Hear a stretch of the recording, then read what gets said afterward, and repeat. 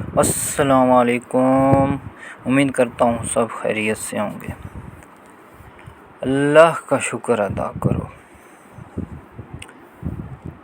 یہ نہ سوچو کہ اللہ تمہاری دعا کو فوراً قبول کیوں نہیں کرتا۔ یہ شکر کرو کہ تمہارے گناہوں کی سزا فوراً نہیں دیتا۔ اس لیے کبھی بھی انسان کو رب سے نا امید نہیں ہونا چاہیے۔ انسان کو چاہیے کہ اپنے رب پر بھروسہ رکھے، اپنے رب پر اعتماد کرے، اپنے رب کے ساتھ رجوع کرے، اپنے رب کے ساتھ کلام کرے، اپنے رب کو جانے، اپنے رب سے قربت حاصل کرے۔ اللہ تعالیٰ آپ کا حامی و ناصر ہو۔